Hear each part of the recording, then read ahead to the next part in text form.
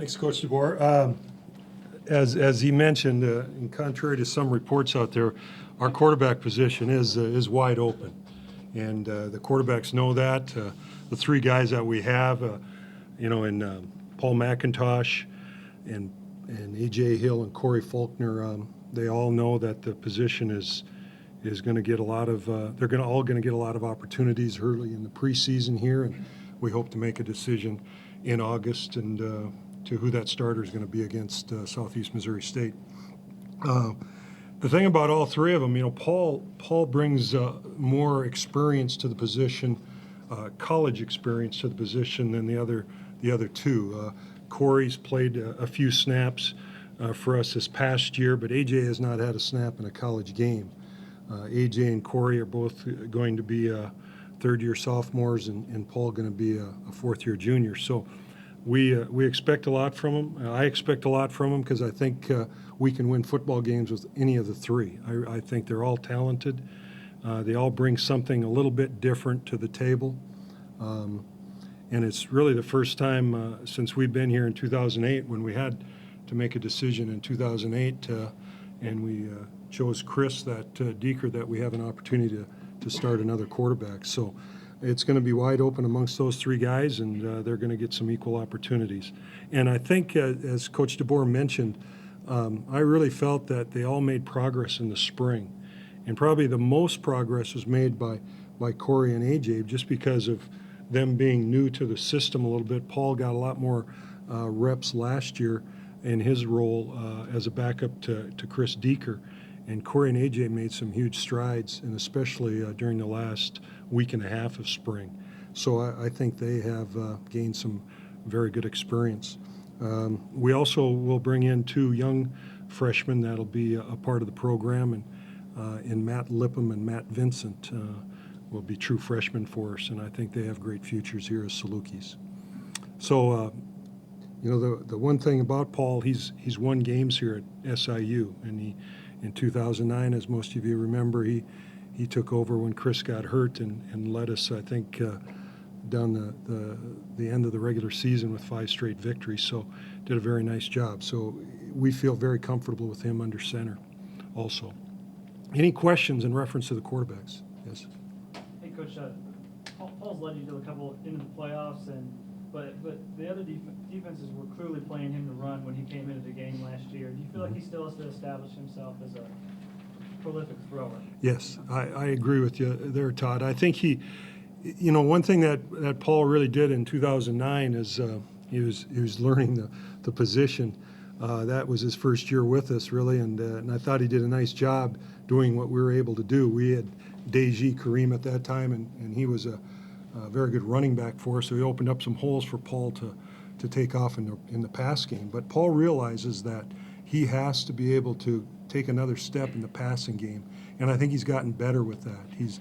I know he's worked hard this summer in trying to improve little technical things in his throwing game and mechanics, and I think that'll help him. And we'll see come Sunday, first day of practice, how he's progressed through that. But he realizes that he's got to get past into another progression.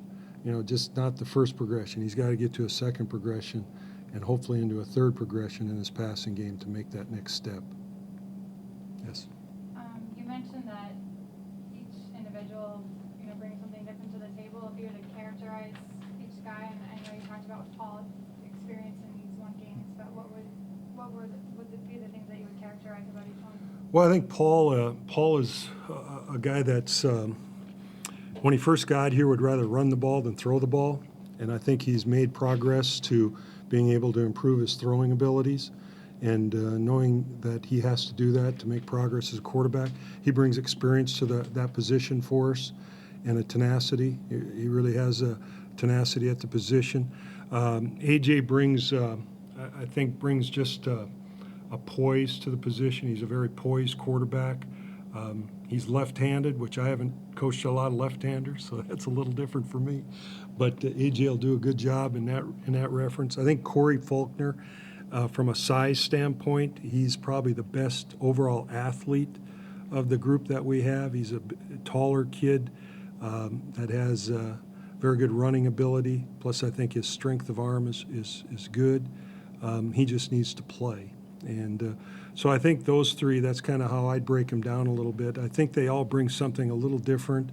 The thing that Coach DeBoer touched on, we want them to be able to make good decisions, not only in the pass game, but the run game. And the quarterbacks are all tied in. They have to be able to pick out the right progression as far as the concept of the passing game, but also have to be able to get us in the right protection, the offensive line protection, is sometimes there's going to be people unblocked. And one thing that you miss in quarterback play is that a guy that can stand in there and make an accurate throw and know he's going to get hit.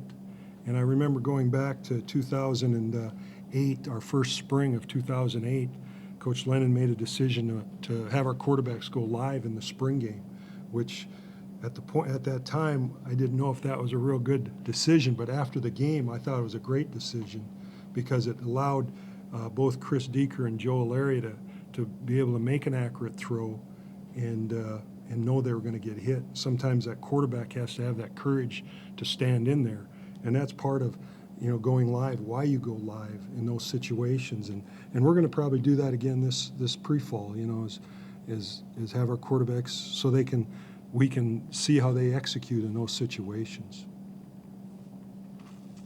Anything else? Is there Yes. one thing, having watched, the tape from the spring game and different scrimmages, is there one thing more than anything else that jumps out at you on tape? I really don't think so. I thought, I thought all three guys played decently in the spring and made progress. I don't think there's anything that jumped out that was alarming to me or by any way, positive or negative. Well, I'll make sure I'm brief. But we're definitely excited about the season, excited about the running back position. Coming out of the spring, we were excited about what we have, a good amount of depth. And this fall, primarily you'll see in practice anyway, to start out, four solid backs there, getting the majority of the reps. Steve Struther, he played a role which grew, I guess, as the season went on a year ago, and looking for good things from him. But he's still unproven and needs to continue to have a good camp here, see where that leads with him. Shreve Harris, he's the other guy that played for us a little bit a year ago at tailback, and did a solid job. We're working with him. Just the whole thing is competing, and so we'll see what happens with him as well. The two other guys are kind of unknowns. There's a lot of hype at the position, and I've told that to our backs that we haven't done anything yet, and so we're looking forward to seeing what Jewel Hampton can do more here in fall camp, and Muku Koloko as well. I know the mention of Stephen McKinney moving to receiver, that's a sore spot, but we're definitely excited about him getting an opportunity to play this year. Looking at Stephen possibly getting a little bit of reps there still at tailback. I'm not ready to give him up quite yet.